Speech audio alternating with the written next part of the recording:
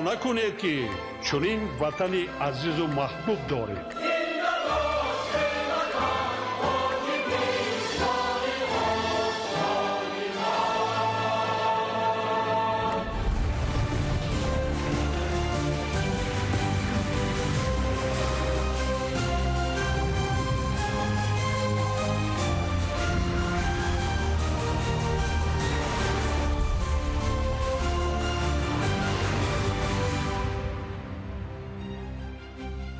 ассалому алайкум бинандаҳои гиромӣ. нашри муфассали барномаи иттилоётии ахборро аз телевизиони тоҷикистон мустақиман манзуратон мегардонем. дар студио бо шумо қурбонзода қурбон ва назарзода мадина.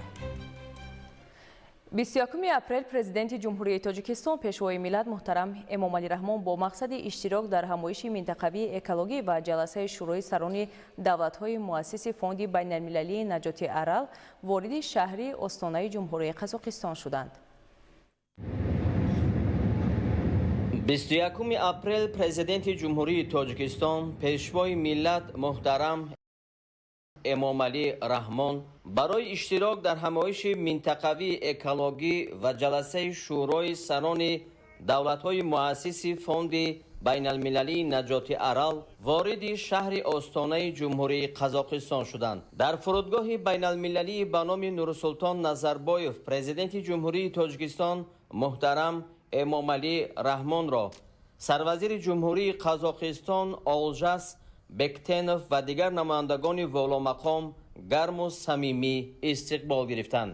ба ифтихори меҳмони олиқадр майдони фурудгоҳ бо парчамҳои давлатӣ оро ёфта қаровули фахрӣ саф ороста буд.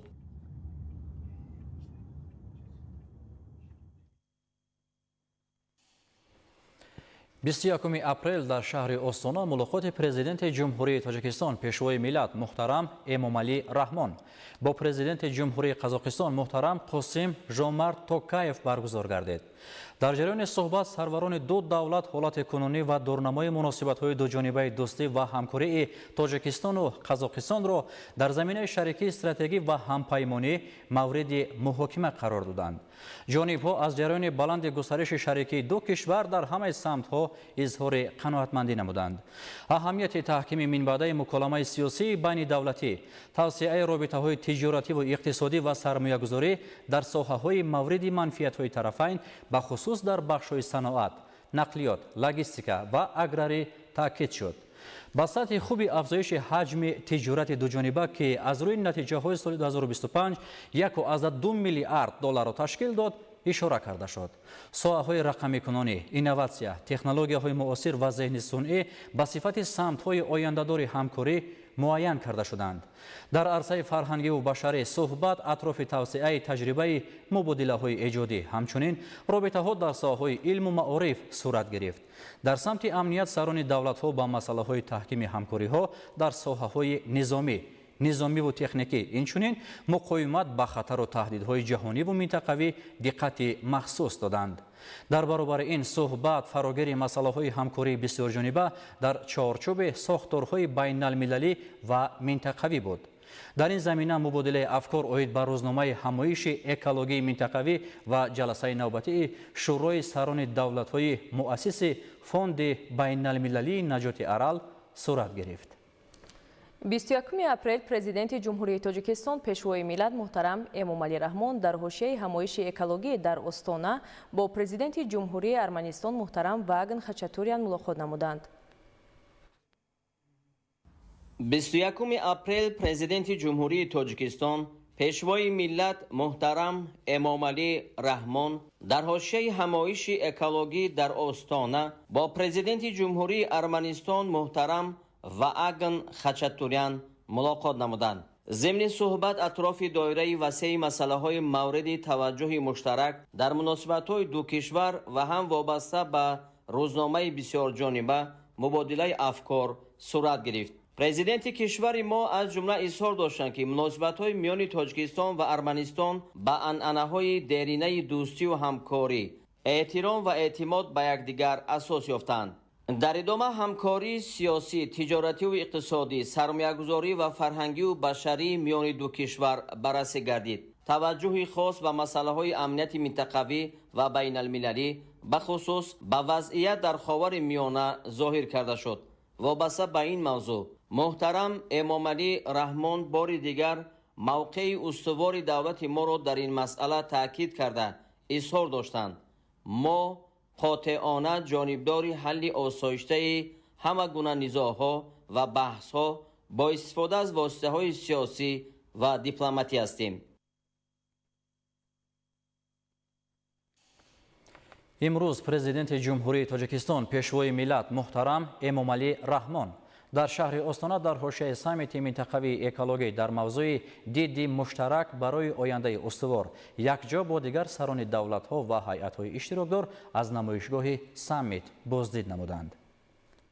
22 апрел президенти ҷумҳурии тоҷикистон пешвои миллат муҳтарам эмомалӣ раҳмон дар шаҳри Остона дар ҳошияи ҳамоиши минтақавии экологӣ дар мавзӯи диди муштарак барои ояндаи устувор якҷо бо дигар сарони давлатҳо ва ҳайъатҳои иштирокдор аз намоишгоҳи ҳамоиш боздид намуданд. дар намоишгоҳ павилёни тоҷикистон ҳам мавҷуд аст, ки саҳми кишвари моро дар пешбурди рӯзномаи иқлим нишон медиҳад. ба сарони давлатҳо дар павилёни тоҷикистон оид ба мушкилоти ҷаҳонии обшавии пиряхҳо, ҳифзи гуногунии биологӣ, беҳдошти муҳити зист, аҳамияту авлавияти гузариш ба иқтисодиёти сабз ва рушди экотуризм маълумот пешкаш гардид.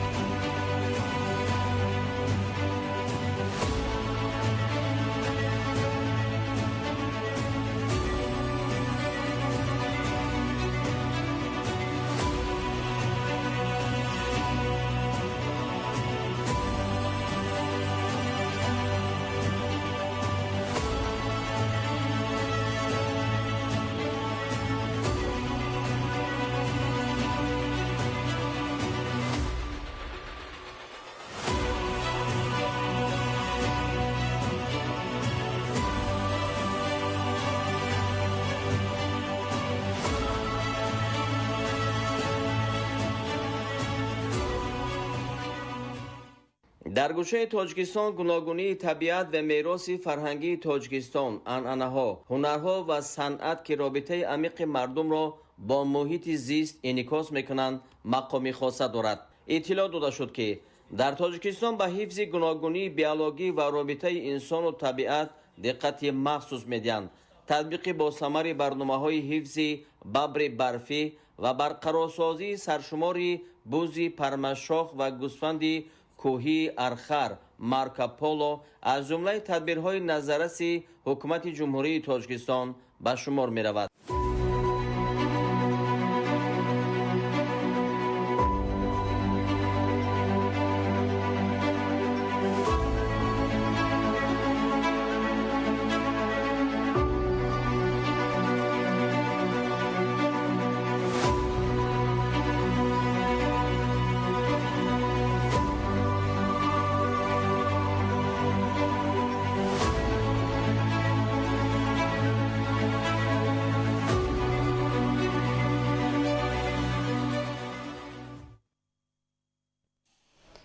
امروز همچنین پرزیدنت جمهوری تاجیکستان پیشوای ملت محترم امامعلی رحمان در شهر آستانه جمهوری قزاقستان در همایش منطقوی اکولوژی در موضوع دیدی مشترک برای آینده استوار اشتراک و سخنرانی نمودند. Уважаемый Касым-Жомарт Кемелевич, уважаемые главы государств, уважаемые участники саммита. Прежде всего, хотел бы выразить нашу признательность президенту Республики Казахстан, уважаемому Касым-Жомарту Кемелевичу Токаеву за приглашение и традиционное гостеприимство. Также хотел бы присоединиться к поздравлениям в адрес президента Республики Армения. Поздравляю вас, Ваг Горникович, с днем рождения. Желаю вам, уважаемый коллега, крепкого здоровья и всяческих успехов. Саммит проходит в условиях, когда изменение климата, деградация экосистем, дефицит водных ресурсов и стихийные бедствия становятся серьезными вызовами как для нашего региона, так и всего мира. Это, безусловно, требует от нас согласованных действий. Как известно, на территории нашей страны формируется до 60% водных ресурсов Центральной Азии. Это подчеркивает важную роль горных экосистем Таджикистана в обеспечении водоснабжения и устойчивого развития региона. В этом контексте особую обеспокоенность вызывает ускоренное таяние ледников и сокращение снежных ресурсов. Из 14 тысяч ледников Таджикистана более 1300 уже полностью растаял. Процесс интенсивного таяния ледников имеет тенденцию усиления по всему миру, что приводит к нарушению водного баланса, возникновению угроз для окружающей среды и увеличению риска стихийных бедствий, связанных с водой. Наряду с этим хотел бы отметить тревожную тенденцию роста частоты и продолжительности в наших странах проявление пыльной бури, которые отрицательно влияют на здоровье населения и окружающую среду. В Таджикистане только в прошлом году были зафиксированы более 60 эпизодов пыльной бури. Их длительность в общей сложности составила порядка 7 месяцев. Этого раньше не было. Между тем, еще в начале 90-х годов прошлого века частота таких погодных явлений составляла всего 2-3 раза в год. Уважаемые участники саммита, наша страна в рамках Душанбинского водного процесса продолжает свои последовательные усилия по продвижению глобальной водной и климатической повестки. Сегодня на стадии активной реализации находится резолюция ООН о международном десятилетии действия «Вода для устойчивого развития». В контексте объявления 2025 года Международным годом сохранения ледников в прошлом году в городе Душанбе прошла первая международная конференция высокого уровня по сохранению ледников. Она стала эффективной платформой для объединения усилий заинтересованных сторон и принятия дальнейших мер в этом направлении. Важное значение при этом имеет резолюция ООН об объявлении десятилетия действий в поддержку криосферных наук, принятая под нашей совместно с международными партнерами инициативой. Мы намерены создать в городе Душанбе региональный центр по изучению и мониторингу ледников и криосферы Центральной Азии под эгидой Всемирной метеорологической организации. Надеемся на поддержку партнеров в продвижении этого вопроса. Уважаемые участники саммита, Сегодня во многих странах и регионах мира в качестве приоритетов развития рассматриваются вопросы содействия климатическому переходу. Отдельное внимание уделяется расширению возможностей использования возобновляемых источников энергии.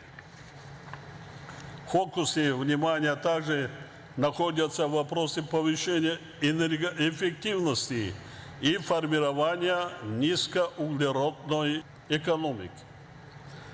Для Таджикистана развитие гидроэнергетики и других чистых источников энергии является стратегическим приоритетом. В нынешних условиях особую значимость приобретает мобилизация экологических инвестиций и внедрение рыночных механизмов поддержки зеленого роста. В этой связи правительство Таджикистана осуществляет выпуск зеленых облигаций. Это является важным шагом на пути интеграции страны в глобальную систему устойчивого климатического финансирования. Считаем целесообразным рассмотреть возможность поэтапного формирования регионального углеродного рынка в целях поддержки усилий по сокращению выбросов и привлечению новых инвестиций. Охрана и рациональное использование биологических ресурсов является важнейшим шагом в решении вопросов окружающей среды. Исходя из этого, в Таджикистане принята конкретная программа по озеленению страны на период до 1940 года. Она предусматривает посадка более 1 миллиарда деревьев в целях восстановления лесных экосистем. Следует подчеркнуть, что за годы независимости общая площадь особо охраняемых природных территорий в республике увеличилась с 2,5 до 22%. Наряду с этим Таджикистан активно реализует различные государственные программы и проекты по сохранению уникальных и редких видов горной фауны. Данные меры, в частности, направлены на охрану и рост численности снежного барса, одного из символов горных экосистем Центральной Азии, а также винторогого козла или мархура, горного барана и архара, известного как Марко Поло. Численность достигла до более 30 тысяч. Эти и другие наши усилия направлены на защиту естественной среды обитания и обеспечение бережного отношения к природе. Уважаемые коллеги, в целях повышения эффективности регионального экологического сотрудничества мы выступаем за выработку согласованных региональных позиций на международной арене. В этом контексте, а также хотел бы отметить значение созданного в городе Душанбе Центра по обращению с отходами, который может эффективно использоваться в качестве региональной платформы. Уважаемые участники саммита, сегодня мы примем совместную декларацию глав государств Центральной Азии и утвердим региональную программу действий до 2030 года. Эти документы, несомненно, станут еще одной основой для дальнейшего развития экологического взаимодействия в регионе.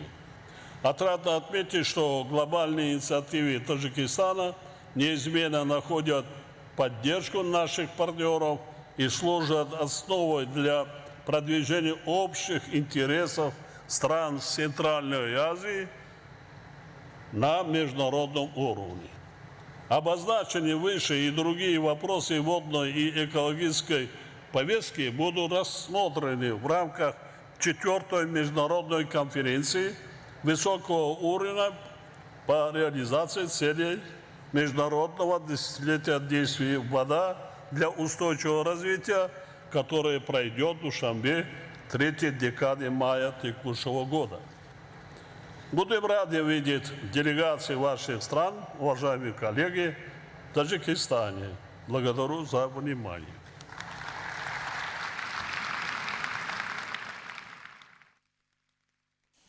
امروز پرزیدنت جمهوری تاجیکستان پیشوای ملت محترم امامعلی رحمان در شهر استانا همچنین در جلسه شورای سران دولت‌های مؤسس فوند بین المللی نجات ارل اشتراک و سخنرانی نمودند. 22 اپریل پرزیدنت جمهوری تاجیکستان پیشوای ملت محترم امامعلی رحمان در شهر استانا در جلسه شورای سران دولت‌های مؤسس فوند بین المللی نجات ارل اشتراک و سخنرانی نمودند. تأکید گردید که از زمان تأسیس فوند تاجیکستان آن را همچون مکانیزم مهمی همکاری بسیار جانبه بین کشورهای منطقه در مسائل اداره ذخیره‌های آب و اکولوژی اعتراف نموده است. رهبر دولت ما محترم امامعلی رحمان ابراز داشتند که بحران‌های بزرگ اکولوژی در منطقه از جمله فاجعه بحر ارل از ما تدبیرهای من بعده مشترک را طلب می‌نماید. گفته شد که در دوام دوره گذشته ما در دایره فوند بین المللی نجات ارل به تشکل میدان فراغ برای محاکمه آزادی مسائل مربوط به این بحران و جلب توجه جامعه جهانی به این مشکلات موفق شدیم. همچنین ذکر گردید که با تلاش‌های مشترک و با دستگیری شریکان بین المللی در کشورهای ما لایحه‌ها و برنامه‌های زیادی منطقوی در اداره‌کنی ذخیره‌های آب و حفظ محیط زیست تطبیق گردیدند. محترم امامعلی رحمان از روبرو شدن با خطرها و مشکلات جدی دارای خصوصیت اکولوژی در منطقه یادآور شده آبشوی با سرعت پریخ‌ها، تنزل نظام‌های اکولوژی و آفت‌های طبیعی گوناگون وابسته به آب را از جمله آنها نامیدند. خاکباریش‌ها که در سالهای اخیر به ظهورات بسیار معمول تبدیل یافتند مخصوص تاکید کرده شد. ذکر گردید که خاکباریش‌ها هم به سلامتی اهالی و هم به پریخ‌ها منبع اساسی آب نوشاکی و زمین‌های کشاورزی منبع اساسی درآمد اکثر اهالی کشورهای منطقه تأثیر منفی می‌رسانند. در رابطه با این دعوت کرده شد که برای برطرف نمودن عاقبت‌های منفی این ظهورات چاره‌های مشترک قطعی اندیشیده شود. تاجیکستان که در حدود آن تا 60% جریان دریاهای منطقه منبع اساسی آب تازه تشکل می‌یابد، عاقبت‌های این آفت‌ها را با شدت احساس می‌نماید. اظهار داشتند پرزیدنت کشور ما محترم امامعلی رحمان.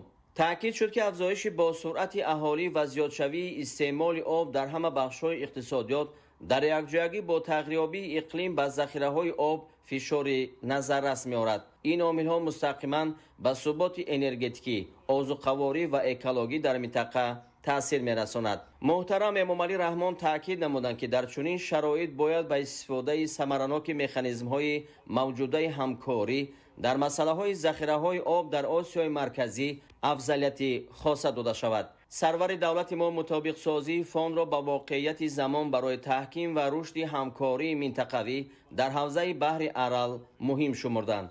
گفته شد که تاجیکستان پیوسته جانبدار تکمیل ساختاری تشکیلی و زمینه شرطنامه‌ای حقوقی فوند با مقصد بخشیدن ثمرناکی بیشتر به فعالیت آن میباشد. پرزیدنت کشور ما محترم امامعلی رحمان پیشنهاد نمودند که در چهارچوب فوند بین المللی نجات ارل کمیسیای بین دولتی انرژتیکی آسیای مرکزی تأسیس داده شود. طور ذکر گردید مسئله های وابسته به آب در سراسر جهان افضلیتناک و خیلی حساس باقی میمانند. محترم امامعلی رحمان اظهار داشتند که منطقه آسیای مرکزی و مکانیزم های همکاری که ما تأسیس داده ایم نمونه مثبت استفاده مشترک ذخیره های آبی را نشان میدهند. با نظرداشت مشکلاتی در بالا گفته شده و رشد تکنولوژی نو ما باید تدبیرهای استفاده مجموعی و عاقلانه ذخیره های آبی و حفظ آن را پرزور نماییم. تأکید کردند پرزیدنت کشور ما محترم امامعلی رحمان.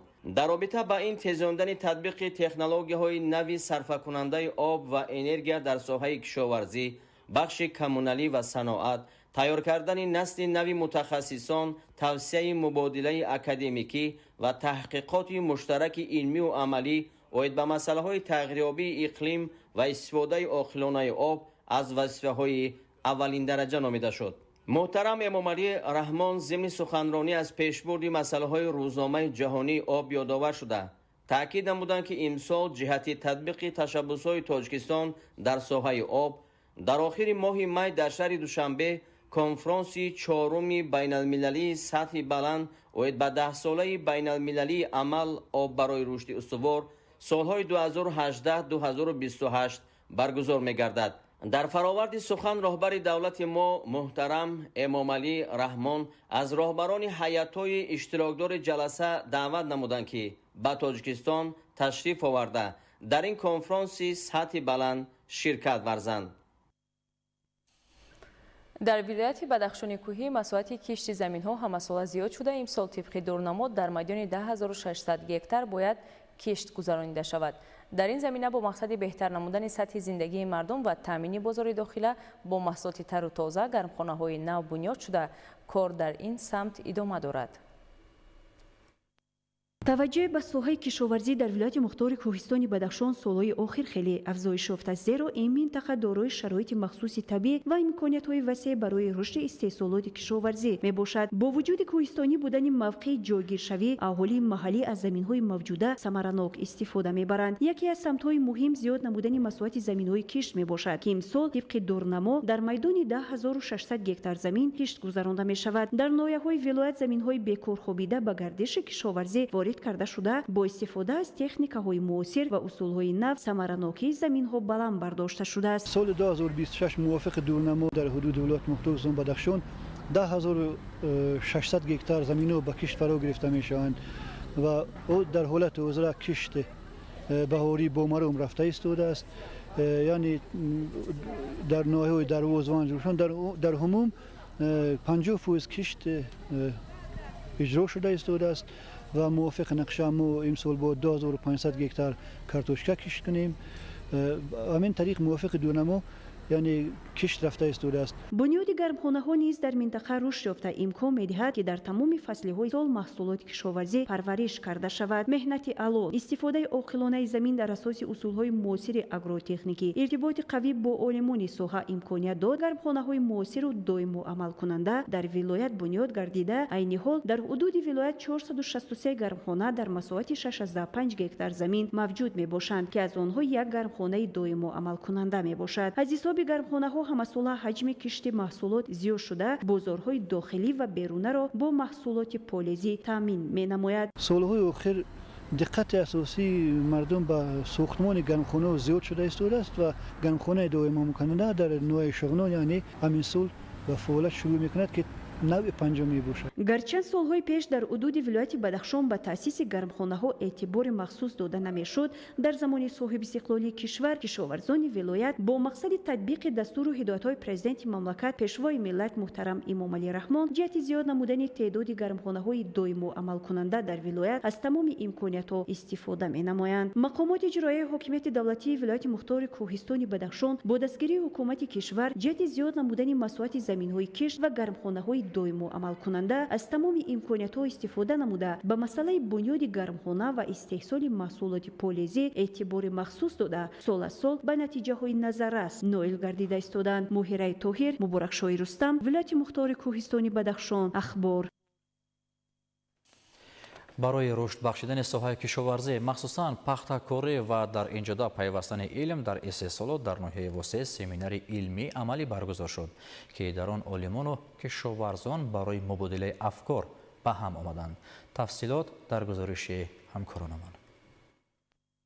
дар соҳаи кишоварзӣ барои иҷрои саривақтии нақшаи дурнамо, таъмини хуби нашъунамои зироатҳо ва дар марҳилаи ниҳоӣ бардошти ҳосили фаровон аз ҳар қитъа замини корам месазад, ки дар ибтидо риояи дурусти қоидаҳои агротехникаи кишту парвариш ва корбурди усулҳои наву манфиатовар бо назардошти тавсияи олимону мутахассисони соҳа ба таври шоиста танзим карда шавад. кишти зери плёнкаи пунбадона, ки дар соҳаи пахтакории шаҳру ноҳияҳои минтақаи Кӯлоб таҷрибаи нав аст, кишоварзон манфиатнокии ин усули муосирро омӯхтаву дар амал татбиқ карда истеҳсолотро афзоиш дода истодаанд. кишоварзони ноҳияи восе соли дуюм аст ки ин усулро таҷриба мекунанд. ҳамкорӣ бо олимону мутахассисон яке аз роҳу воситаҳои беҳтари мукаммалгардонии таҷриба ва расидан ба натиҷаҳои назарраси истеҳсолӣ мебошад. дар ин замина бо иштироки намояндагони мақомоти иҷроияи ҳокимияти давлатии вилояти хатлон, ноҳияи восе, олимону донишмандони соҳаи кишоварзии мамлакат, мутахассисону хоҷагидорон ва дигар масъулону кишоварзони шаҳру ноҳияҳои минтақаи Кӯлоб дар ноҳияи восе семинари илмию амалии минтақавӣ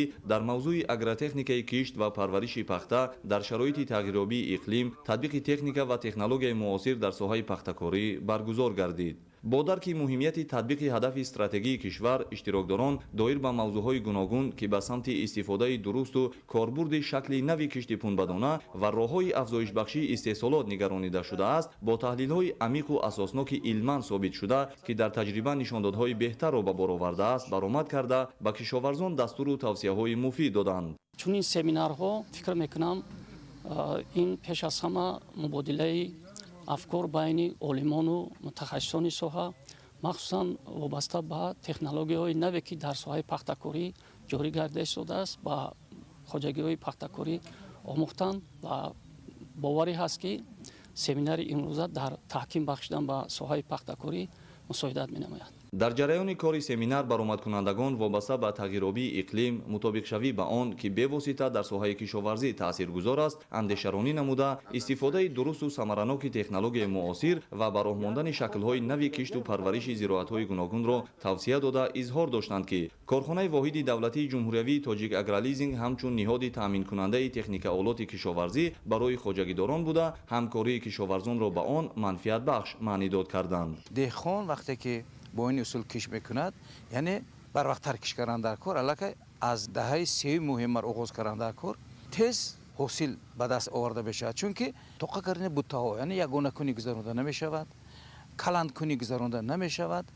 ҳатто гуфтан зарур аст ки коркарди байни қатор ҳам агар пеш то 6 маротиба коркар мекардем, дар инҷо 3 маротиба коркар мекунем. сарфаи обам кам мешавад, на кам аз 40 то 60 сентнер ҳосил гирифтан мумкин. дар идома иштирокдорон аз раванди кишти зери плёнкаи пунбадона дар хоҷагии деҳқонии Сино 2010 дар ноҳияи восе дидан карда, доир ба истифодаи дурусти технологияи соҳавӣ, интихоби тухмии хушсифат, риояи фосилаи байни қаторҳо, обёрии дурусти саривақтӣ, аз ҷумла ҷиҳати манфиатнокии усули обёрии қатрагӣ ва дар қиёс ба шакли анъанавӣ ноил шудан ба ҳосилнокии бештар тавсияҳо дода шуд. ҷараёни суҳбати озоду ошкоро бо олимону мутахассисон имкон фароҳам овард ки хоҷагидорон доир ба самаранокии усулҳои нав дар фаъолияти деҳқонӣ саволҳо дода, посухҳои мушаххас гирифтанд.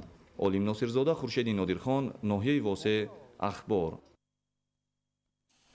кишоварзони ноҳияи бобоҷон ғафуров бо мақсади таъмини амнияти узуқаворӣ ва фаровонии бозори дохилӣ заминро самараноку оқилона истифода бурда, ҳамасола масоҳати кишти зироат ва ҳаҷми истеҳсоли маҳсулоти кишоварзиро зиёд менамоянд. дар ноҳия ба ҳолати моҳи апрели соли равон дар масоҳати қариб 12 000 гектар зироати баҳорӣ кишт карда шудааст. ҳоло кишти пахта, сабзавот ва полезӣ бо маром идома дорад. тафсилоти бештар дар гузориши Абдуваҳоби Абдусаттор. дар ноҳияи бобоҷон ғафуров дурнамои кишти зироати баҳорӣ аз қабили ғалладонагии пахта, картошка, сабзавот ва полезӣ қариб 20 000 гектарро ташкил медиҳад. аз ин нишондиҳанда наздики 3500 гектараш ба кишоварзони ҷамъияти саҳомии кушодаи ба номи Саидхоҷа Урунхоҷаев мансуб аст. имсол кишоварзони ҷамъият дар ин масоҳат кишту парвариши зироати гуногунро ба роҳ монда, бо таваҷҷӯҳ ба таъкидҳои доимии сарвари давлат муҳтарам Эмомалӣ Раҳмон ки замин бояд самараноку оқилона истифода шавад, барои ба даст овардани ҳосили дилхоҳ пайваста заҳмат мекашанд. хоҷагидорони ин ҷамъият агар дар деҳоти ба номи Ҳайдар Усмон ва Обучиқалача бештар ба кишти пахта бартарӣ диҳанд, дар деҳоти Унҷӣ бошад асосан парваришу истеҳсоли картошка ва сабзавоту полезиҳоро ба роҳ монда, бо истифода аз имконияти мавҷуда ҳосилнокии зироатро баланд ва бо гирифтани ҳосили дилхоҳ фаровониро дар бозор таъмин менамоянд. дар заминҳои ҳосилхези ин минтақа картошка, сабзӣ ва тарбуз асосан зери плёнка кишт карда мешавад. чунин тарзи кор имкон медиҳад ки ҳосили картошка ва сабзӣ даҳаи дуюми моҳи май ва тарбуз бошад моҳи июн ҷамъоварӣ ва дар заминҳои холишуда такроран кишти дигар намуди зироат ба роҳ монда шавад. дар ин ҳудуд ба ғайр аз ин пиёз, помидору бодиринг, карам, лаблабу, қаламфури булғорӣ, сирпиёз, шалғам ва дигар намуди зироат кишт карда шудааст. اصلا سبزیجات بر وقت کش کرده بشد در منطقه 60 گیتار کارتوشکا 55 گیتار سبزی 50 گیتار پامیدور و دیگر زراعت ها به مانند پالزی قلمفری بلغاری کش کرده شد. کشتی سبزیجات اصلا در ماه ینور آغاز کرده شده است. زراعت نشو نواش خوب می باشد. از ماه می حاصل به بازار وارد کرده می شود. عین زمان کشاورزان به کشتی پامیدور مشغول هستند. در این شب و روز کارتوشکا و سبزیجات بروقتی به مانند سبزی و پیاز نشونمایی خوب داشته با مقصد رویانیدن حاصل دلخواه خوجگیداران و آبمانی و کارکردی بین قطار زراعت مشغولند. با مقصد سهمگذاری در تامین امنیت عضوخواری در این جمعیت زمینی بین قطار باغات نیز ثمرناک و عاقلانه استفاده می شود. در بین قطار باغات اساساً سبزیجات کشت کرده شده است که نشونمایی خوب دارد. مورد ذکر است که از جانب سرپرست جمعیت سهامی کشاده به نام سیدخوجا اورانخوجاєв корпорاتسیای کمال خوجندی به کشاورزان 8 تراکتور زمانوی دسترس و برای آبیاری نمودن زمین‌های منطقه تلاتپه 2 میلیون و 300 هزار سومانی مبلغ گذاری کرده شده است. کشاورزان خواجگی به نام سیدخوجا اورانخوجاєв یکی از اولین ها شده بازار استعمالی شهرهای خوجند، بوستان، گلستان، استقلال و دیگر ناحیه‌های ولایت سوخت را با محصولات‌های تر و تازه تامین می‌کنند. کشاورزان ناحیه باباجان غفورов تا به امروز با استفاده از امکانات مساعد دورنمای کشت زراعت بهاری را 70% اجرا نمودند. مقصد اساسی کشاورزان تامین فراوان حاصلی به حساب رفته در همه دهات ناحیه زمین ثمرناک و عاقلانه استفاده می‌گردد.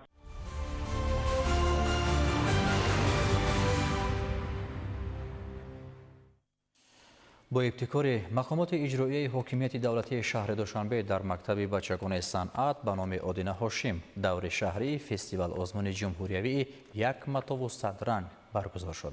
گزارش نوبتی در این خصوص.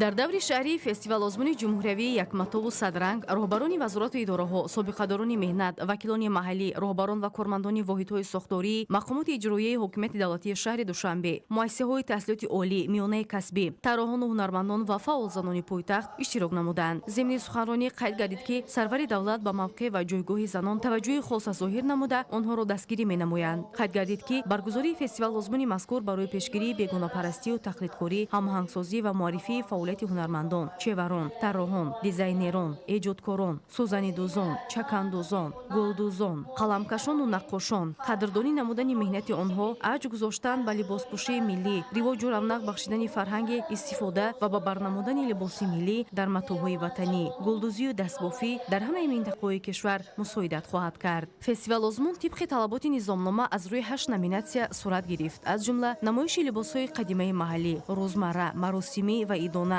رسمی، بهترین لباس ملی اطلس و ادرس، نوع گوناگون سوزنیدوزی، گلدوزی، زردوزی، خوراکدوزی، پوردوزی، چیتگری، شاهی، اطلس و ادرس، گلبست و آلوچه، گردی، توقی و جوراب، شیروز و رسمان بافی، بهترین قلمکش و بهترین نوار ویدیویی باید به فعالیت طراحان و هنرمندان پایتخت براه مانده شده منظور مهمانان و اشتراکچیان فستیوال گردید. همزمان برنامه فرهنگی آماده نموده اهل صنعت و هنر شهر دوشنبه و سرایندگان معروف پایتخت به چورابینی حسنی تازه زم نمود. در فرجام دور شهری فستیوال آزمون یک متاو و صد رنگ اشتراکچیان از جانب رهبریت مقامات اجرایی حاکمیت دولتی شهر دوشنبه برای اشتراک فعالانه با دیپلم و سپاسنامه و تحفه‌های خاطروی قدردانی گردیدند. در فستیوال آزمون جمهوریوی یک متاو و صد رنگ نمایش فروش محصولات چکن، نقش‌دوزی و زردوزی تشکیل و برگزار گردیده مقصد اساسی آن بلند برداشتن احساس وطن‌دوستی و خویشتن‌شناسی، افتخار ملی، ترغیب لباس زیبای ملی، همگیری منطقه‌های تاجیکستان، ارج گذاشتن به تاریخ و تمدن، فرهنگ، رسم و آیین‌های ملی و مردمی و معرفی صنعت و هنر والای خلق تاجیک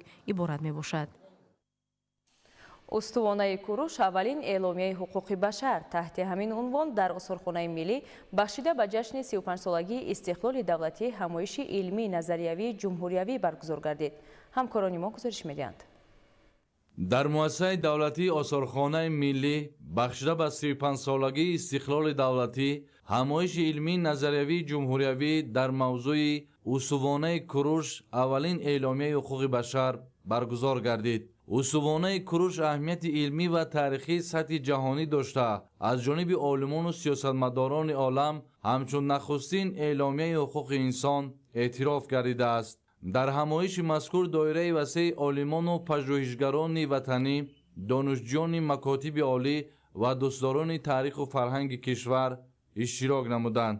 таъкид гардид ки 6 ноябри соли 2025 зимни иҷлосияи 43-юми конфронси генералии ЮНЕСКО қаднома таҳти унвони устувонаи куруш эъломияи ибтидоии ҳуқуқи гуногунрангии фарҳангӣ қабул гардид. бо таъкиди иштирокчиёни чорабинӣ бедор намудани хотираи таърихӣ дар таҳкими ҳисси миллии шаҳрвандон, махсусан ҷавонон ки ояндаи миллат ва давлат мебошанд, нақши бисёр муҳим дорад. дар ҳамоиш иштирокчиён дар мавзӯъҳои ақоиди устувонаи куруш аз авесто сарчашма мегирад. устувонаи куруш муаррифгари ҳуввияти ориёӣ, устувонаи куруши кабир намоди адолат ва озодӣ, маърузаҳои илмӣ ироа намуданд. дар фарҷом миёни иштирокчиёни ҳамоиш дар мавзӯи устувонаи куруш аввалин эъломияи ҳуқуқи башар муҳокима ва табодули афкор сурат гирифт.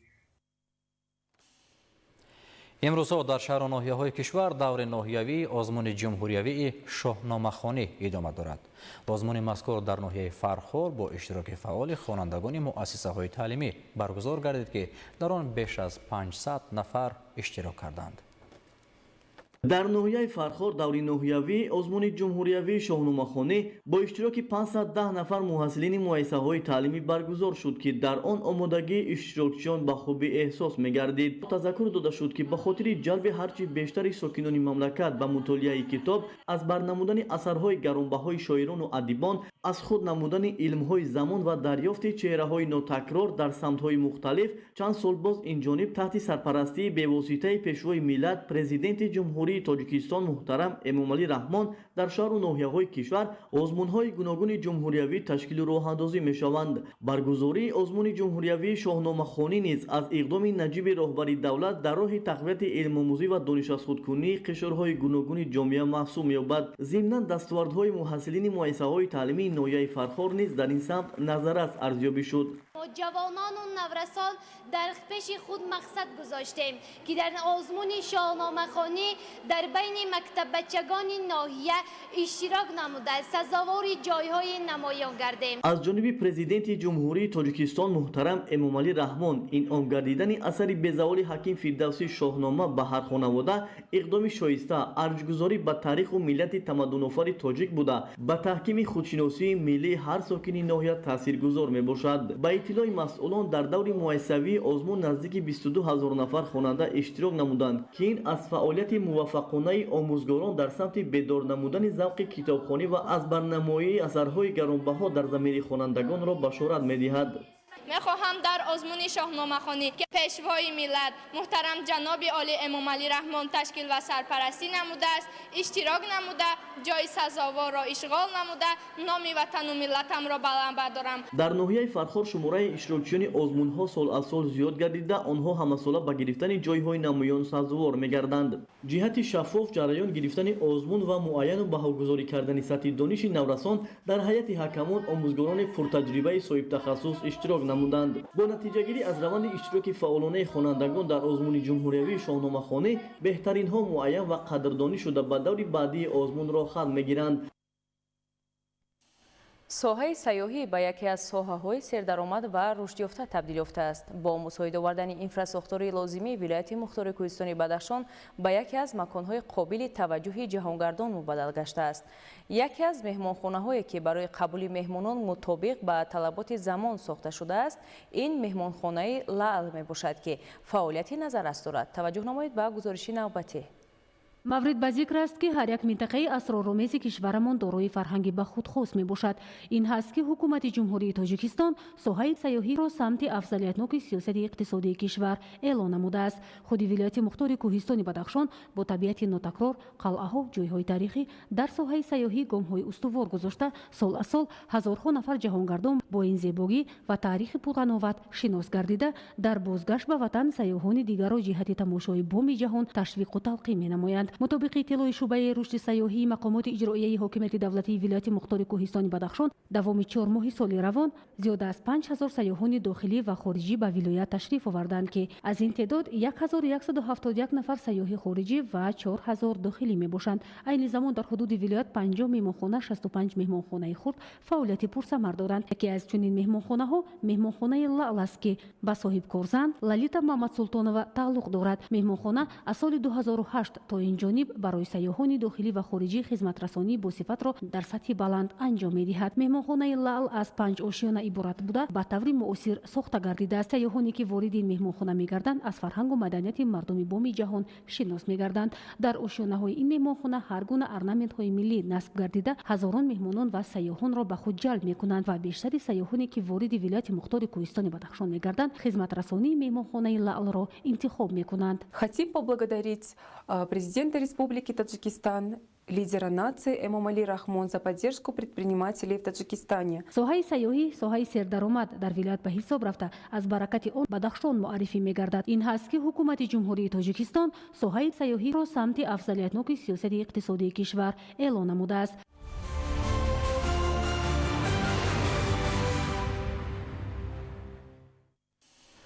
дар ноҳияи ҷейҳун баробари дигар корҳои ободонӣ ба рушди соҳаи тандурустӣ низ таваҷҷӯҳ бештар зоҳир мешавад.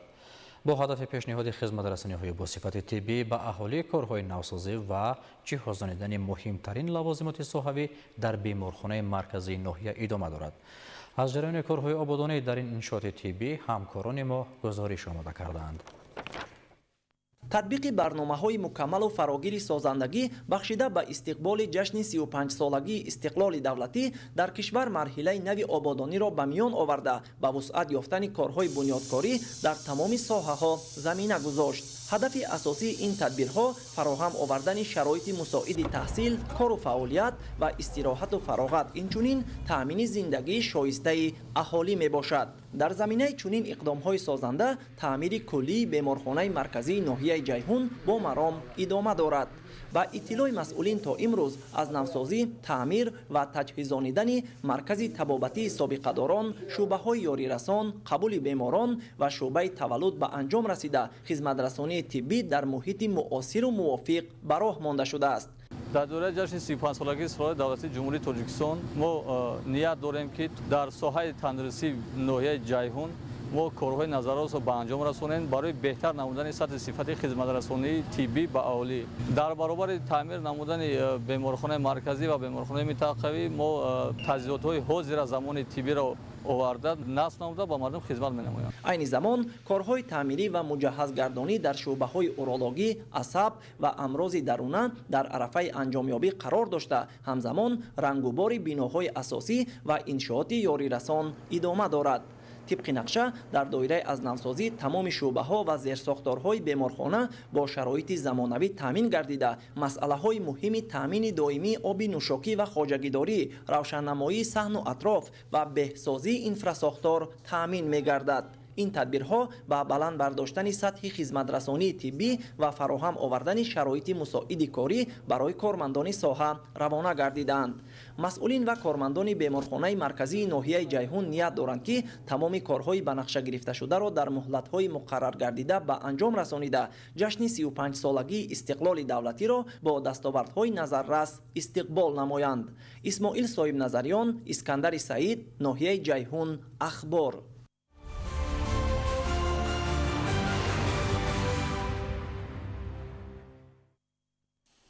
баланд будани маърифати ҳуқуқии шаҳрвандон муҳимтарин василаи ошкору пешгирӣ намудани амалҳои берун аз талаботи қонун маҳсуб меёбад. як аз ин лиҳоз узви ниҳоду сохторҳои дахлдор суҳбату мулоқот бо ҷомеаро бештар менамоянд. гузориш дар ин хусус.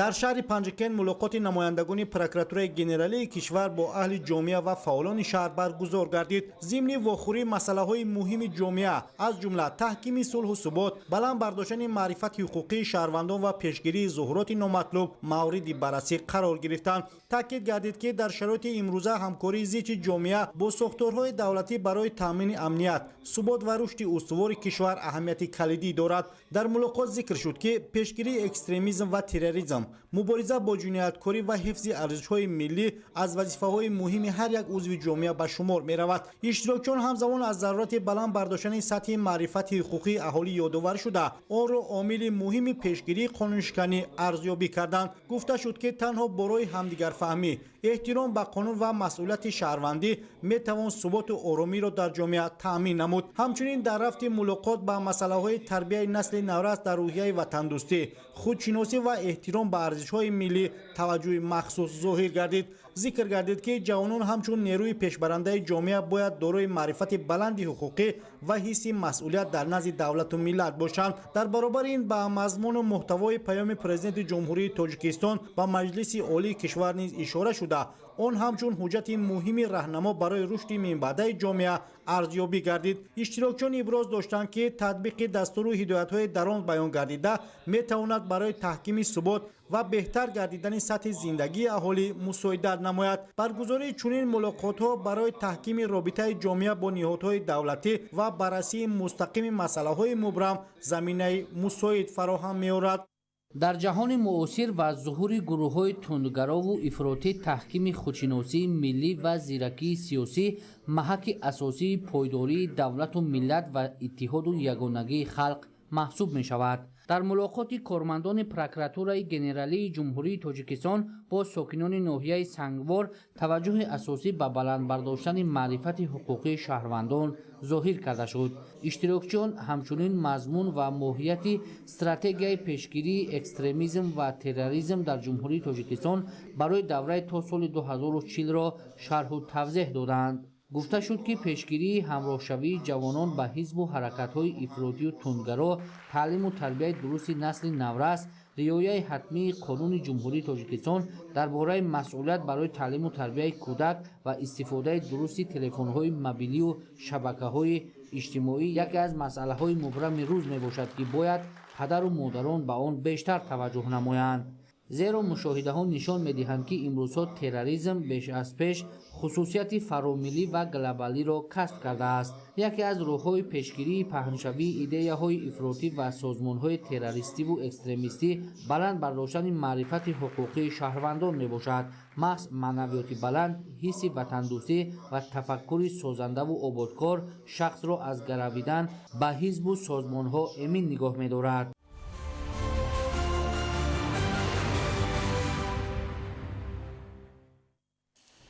با در نظر داشت افزایش طلبات به نیروی برق و ضرورت تأمین استواری آن، کارمندان اگنتی نظارت دولتی انرژتیکی نزد پرزیدنت جمهوری تاجیکستان تدبیرهای مشخص فهماندهی را بابت استفاده ثمرناک نیروی برق، پیشگیری حالتهای قانون ویرانکنی، پرداخت سریع وقتی مبلغ و عاقبت‌های منفی استفاده غیرقانونی را راه اندازی می‌نمایند. در دایره تدبیرهای تقویت نظارت دولتی استفاده ثمرناک نیروی برق، کارمندان ریاست اگنتی نظارت دولتی انرژتیکی در منطقه سوق در پایگاه‌های آبکشی اداره دولتی بهداشت زمین و آبیاری شهر کانیبادام کارهای فهماندهی و معاینه تکنیکی را راه‌اندازی نمودند. ضمن برگزاری این چاره‌بینی متخصصان حالت تکنیکی تجهیزات برقی، فعالیت محرک‌ها و تجهیزات‌های آبکشی اینچنین استفاده درست نیروی برق را مورد سنجش قرار دادند. تأکید گردید که استفاده صرفه‌کارانه قوه برق و پیشگیری تلفات آن یکی از عامل‌های مهم تأمین فعالیت باثبات پایگاه‌های آبکشی و بهداشت وضع آبیاری زمین‌های کشاورزی به حساب می‌رود. مورد به ذکر است که در اداره دولتی بهداشت زمین و آبیاری شهر 15 پایگاه‌های آبکشی موجود می‌باشند که توسط آنها زیاده از 7000 گکتار زمین‌های کشاورزی آبیاری کرده می‌شوند. همزمان با کارمندان و مسئولین پایگاه‌ها صحبت‌های فهماندهی دایر گردیده به آنها توصیه‌ها جهت استفاده عاقلانه نیروی برق، رعایت قاعده‌های تکنیکی و پرداخت سریع وقتی مبلغ استفاده آن داده شدند. ذکر گردید که رعایت انتظام پرداخت و استفاده مقصدناک نیروی برق می‌تواند به کاهش قرضداری و تأمین فعالیت منتظم انشاءات مساعدت نماید. در پایگاه آبکشی اداره دولتی بهداشت زمین و آبیاری شهری کانیبادام در ماه‌های ینور فوریه پیش از موسم آبیاری سنجش گذرانده شده بود. سنجش‌های تکراری نشان دادند که تقریباً 70% کمبودی‌ها برطرف کرده شده ایستاده‌اند. масъулин ҳамчунин ба зарурати пешгирии истифодаи ғайриқонунии нерӯи барқ ва роҳ надодан ба ҳолатҳои вайронкунии қоидаҳои амалкунанда ишора намуда таъкид доштанд ки дар ин самт назорат боз ҳам пурзур карда мешавад. чунин тадбирҳо бо мақсади баландбардоштани маърифати энергетикии истифодабарандагон, истифодаи самараноки захираҳо ва таъмини устувории низоми энергетикӣ пайваста роҳандозӣ гардида дар дигар шаҳру ноҳияҳои вилоят низ идома хоҳанд ёфт. кормандони раёсати агентии назорати давлатии энергетикӣ назди президенти ҷумҳурии Тоҷикистон дар ноҳияҳои тобеи ҷумҳурӣ бо мақсади баландбардоштани маърифати ҳуқуқӣ ва техникии аҳолӣ дар самти истифодаи самараноки нерӯи барқ, пешгирии талафоти ғайриқонунӣ ва таъмини риояи талаботи қонунгузории амалкунанда бо сокинон ва кормандони шабакаҳои барқ, бозору марказҳои савдо ва омӯзгорону хонандагони муассисаҳои таълимӣ вохӯрии судманд анҷом доданд. зимни мулоқот намояндагони агентӣ бо таҳлили вазъи кунунии соҳаи энергетика таъкид намуданд ки истифодаи оқилонаи нерӯи барқ ва пешгирӣ аз ғайриқонунӣ истифода бурдаи он ба манфиат буда ба таъмини рушди устувори соҳа ва беҳдоштии сатҳи иҷтимоии аҳолӣ замина мегузорад. ҳамзамон ба иштирокчиён меъёрҳои асосии қонунгузорӣ дар самти истифодаи нерӯи барқ, масъулияти маъмурӣ ва ҷиноятӣ барои вайрон намудани қоидаҳои истифода, инчунин роҳҳои пешгирии қонуншиканӣ шарҳ дода шуданд. ҳамзамон дар ин рӯз кормандони раёсати агентии назорати давлатии энергетикӣ назди президенти ҷумҳурии Тоҷикистон дар ноҳияҳои тобеи ҷумҳурӣ дар бозору марказҳои савдои ноҳияи Файзобод ба сокинон ва тоҷирон варақаҳои иттилоотӣ ки дар он маълумоти муфассал оид ба роҳҳои истифодаи дурусти нерӯи барқ дарҷ гардидааст дода шуд. қайд карда шуд ки чунин чорабиниҳои фаҳмондадеҳӣ дар дигар шаҳру ноҳияҳои тобеи ҷумҳурӣ низ идома дошта, ҳадафи асосии он баландбардоштани сатҳи дониш ва масъулияти шаҳрвандон дар истифодаи нерӯи барқ мебошад.